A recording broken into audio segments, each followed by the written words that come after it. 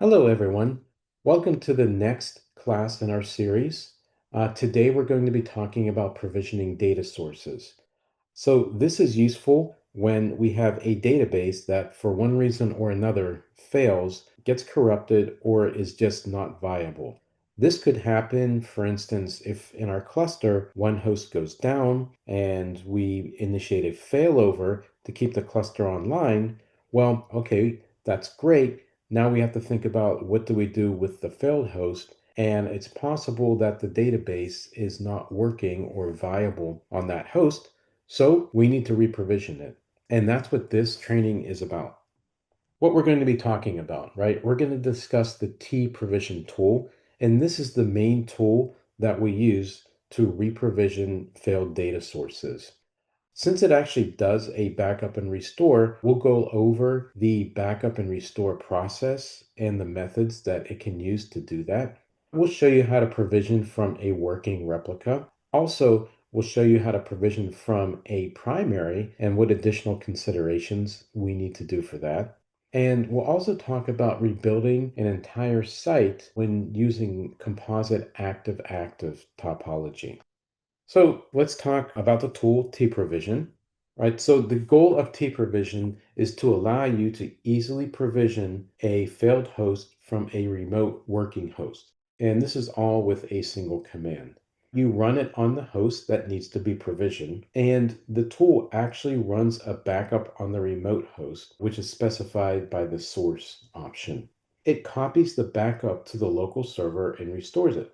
After that, assuming MySQL is fine, it will recover replication services on that newly provisioned node and have it rejoin the cluster. When it does the backup and restore, it defaults to using mysqldump, since that is installed everywhere, but it can also use xtrabackup, rsync, and mysqlclone. So we'll talk about those as well, what the differences are, and help you decide which one to use. And we have a sample here of how to use it, and this is a basic form, but it's being run on host 3, and it will provision the database from host 2. So since a backup and restore can take a while, and this is all a single unattended command, we recommend running this in a screen session. If you get disconnected from your terminal and you're not using screen, well, it will interrupt the tprovision process and it'll abort and we'll have to do it again. So we don't want that since this could potentially take a couple hours. So we recommend always running it in a screen session. So what actually does tprovision do? There's nothing in tprovision that you couldn't do by yourself, by hand, but since there are a lot of steps, it's a lot easier to use this tool to automate all the steps for you. So the first thing it does is it shuts down the target database if it's not already shut down. And then we shun it, so it's not a failover candidate anymore within the cluster. If there are any MySQL certs in the MySQL data directory, we back those up. And then we actually remove the target database, except if we're using the rsync method, which we'll talk about as well. But if we're going to use mysqldump, we'll create an empty database on the target host. If we're going to use mysqlclone, we just verify that the clone plugin is installed on the source in the target, and if not, we'll install it. Then we actually perform the backup of the source host and stream it to the target host. We restore the SSL certs if required, and then we start MySQL and we remove any old THL so that we can recover the node and bring it back into the cluster. So about the backup methods that we talked about, let's just go over them because this is pretty important. So under the hood, tprovision will initiate a backup on the source host and stream it to the target. So the first option we have is mysqldump, which is the default. It's installed everywhere. So that's actually going to take a SQL dump of the MySQL database and do a streaming restore to the target. mysqldump is great for small databases. It's fast for small databases. For large databases, however, it can be a little unwielding and it can take a really long time. So it's not really recommended for large databases. Another thing just to note with mysqldump, it will lock the source database. So if that database is in use, then mysqldump is probably not the best tool when we're doing the backup and restore from tprovision. So our next option is xtrabackup, which is an online backup tool from Percona, and it's famous because it can back up a database without locking the database or having the database go offline. So it's a really powerful tool. It's been around for a long time, and we fully support it. MySQLclone was introduced in MySQL version 8, and the source is called the donor, and the clone is the target. This is a streaming backup and restore, and it's really efficient. It doesn't lock the database. And if you're using MySQL 8, this is a really great tool to use. And the last tool we have is rsync. How do we do that? Well, we actually rsync the database from the source to the target, and we just send the changed blocks at the file system level. The source database is quiesced, so that means it's going to be locked for some period of time, but the copy will produce a viable database. So rsync is great when our source database is, we have the files there, and there's really not much that has changed in the database at the file system level. So we'll have a look at that as well. What about provisioning from a primary? What's different about that? Well, as mentioned, two of these backup methods will lock the database, which will potentially cause downtime, and that's rsync and mysqldump. So if we have to provision from a primary, meaning we don't have a working replica to provision from, we most likely would want to avoid using rsync and mysqldump unless we can take a full maintenance window and have these databases offline while we provision our target database. xtrabackup and mysqlclone keep the database online serving queries. So if we're going to provision from a primary, using xtrabackup and mysqlclone methods are really the best choice. Just one thing to note too, that whatever our source host is, since we really are doing a backup on that host, it will put some additional load on that host. So we just want to keep that in mind. Maybe we don't want to do a provision when we have peak number of queries during the day, for instance. And we recommend provisioning from a replica whenever possible for the reasons that we just mentioned, right? Keeping load off the primary and avoiding any sort of locks on the primary. Let's have a closer look at the rsync method because it's kind of special. As I mentioned before, using rsync takes advantage of the existing database on the target, even if it's corrupt. So if we consider two databases that are mostly in sync, right? Like in a cluster, 90 to 99% of the actual data, right, on the file system should be the same. Rsync leverages that. So that's why we don't actually remove the target database when we provision using rsync. And we actually do an rsync in two passes. On the first pass, we do an initial sync of the source in the target, copying the files in place at the block level. So this seeds the database files. It copies all the changes from source to target without taking the source offline. As a result, this database actually is not usable, but that's okay. That's not the goal of pass one. The goal of pass one is simply to get as many changes from source to target as possible. Then, when we do pass two, this is where we quiesce the database. The database is considered offline at this point. Then we do one final rsync, and now we have a viable target database. So why do we do this in two passes? Well, the idea is for pass two to be as quick as possible. So to do that, we run pass one, copying as many changes as possible while the database is online. That means there are less changes resulting in pass two, which means the database is offline for a smaller period of time for that final copy. We can do pass one ahead of time, right? We can say do pass one during the day and then run the final rsync at night. Why would we do that? Well, that would make the nightly copy a lot faster. Most of the changes were sent during the day. Now, when we're using this, because the source does have to go offline for a period of time, we don't recommend doing this having the source as a primary. However, you can override it with the option below, I am sure. Now, some of the main options that we're going to use for tprovision. The first one, source, that's the only required option. We have to specify which database we're going to provision from. -C or create master. This is a special option or flag that tells tprovision that we're actually going to create a new primary when we're using composite active-active topology. And this will be used to reprovision an entire site. Threads is a tuning parameter. Xtrabackup allows you to back up the database using a number of threads, and I believe the default is 4. We can raise that if we want to take advantage of more cores on the CPU. It's also used in the rsync method.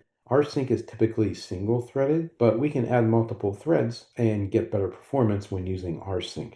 The number of threads that we're going to use, it's going to depend on the network and the speed of your machines. So it's kind of trial and error to figure out what works best in your environment.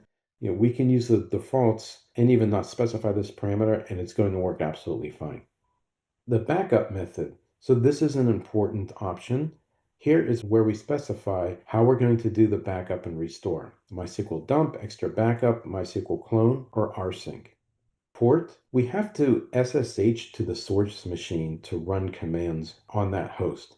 We assume it's port 22, but if it's a different port, we would specify it using -p or --port.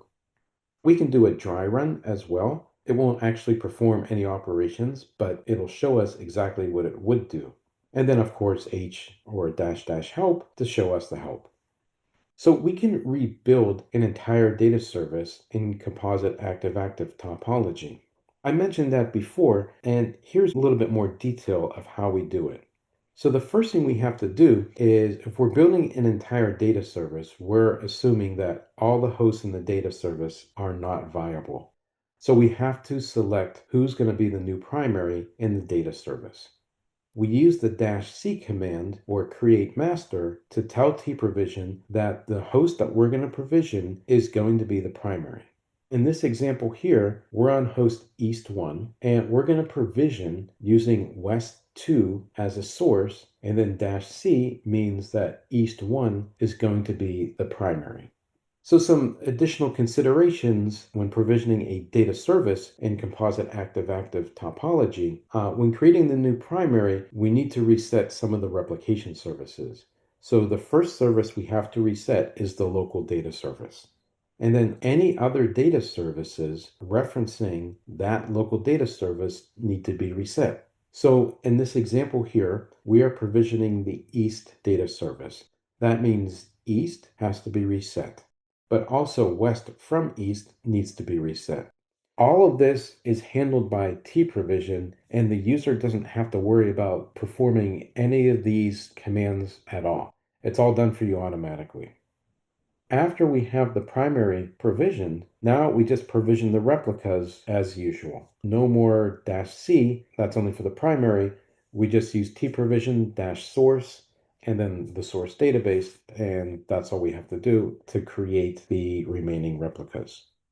So the best way to have a look at this is just to see a demo. So let me demo tprovision for you right now. So I have a cluster set up in composite active-active topology, and let's just have a look at the tungsten configuration real quick so we understand our service names and members. So we have a service alpha and members DB1, DB2, DB3, and another service beta, members DB4, DB5, DB6. And as you can see, we are in active-active topology. So let's just have a look. CCTRL, the alpha service. DB1 is the primary, and we have two replicas, DB2 and DB3.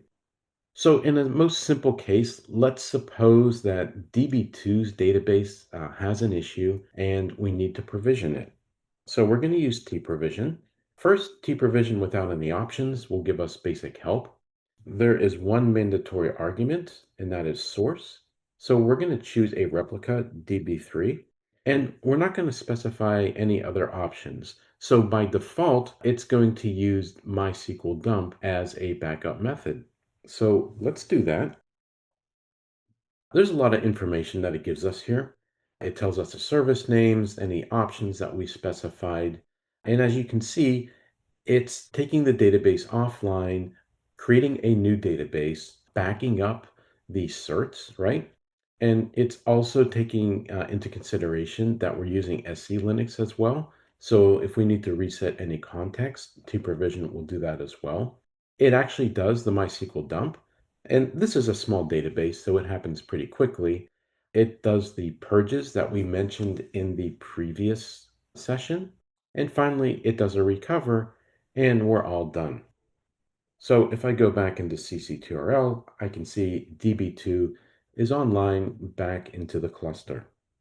Let's have a look at another backup method, another scenario. So in this case, let's suppose that we wanted to provision DB2 and we didn't have a replica to provision from. Either DB3 is offline or DB3 doesn't exist. So we have to provision from the primary.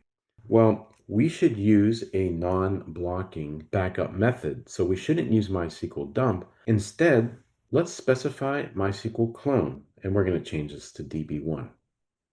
Now, we should get actually at this point an interesting error. One of the limitations of mysqlclone is that it will only provision InnoDB tables. Normally, that is not an issue because in most modern databases for MySQL, all tables are InnoDB. But if you have some tables that are not InnoDB, they will not copy. So we actually do have a table here.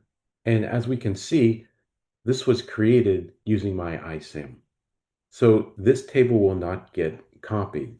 Again, for most modern databases, this is normally not an issue. Almost every MySQL database is using InnoDB tables. So we got an error, and it tells us what to do. If we want to override this, which we want to, we should use this option, I am sure. So this is aware, make sure that we are aware that there could be tables that don't get copied. Again, if you didn't have a myICM table type, you would not get this error message. So let's go ahead and try it. It's going to make sure that the mysqlclone plugin is installed on both the source and the target databases. Again, we're backing up the keys. We're initializing the target database, handling SC Linux, verifying that the clone plugin is installed on both the source and target. It's running the clone, and then we're doing the purges. And because we're provisioning from a primary, there are a few extra steps that need to be done. And we talked about this in the previous training session. We may have to reset the position of the replicator. tprovision does that for us automatically. And so now we're done. And if we look into ccTRL, we can see that DB2 is back online. Let's go now to our other site. So this is our beta site, and DB4 is the primary. And let's suppose that this site had a problem, the entire site. So we have to re-provision it. The first thing we would have to do is provision the primary. And so DB4 is going to be the primary. So let's do tprovision. We'll use DB2 as a source. We can't use any of the local databases because we're assuming that this site is not viable. So we have to provision from the other site, and we're choosing a replica from the other site. And we know that DB2 now is definitely online and healthy. We're just going to use mysqldump, and let's just specify that. And because this is a primary, we have to tell tprovision, make sure that this is a primary.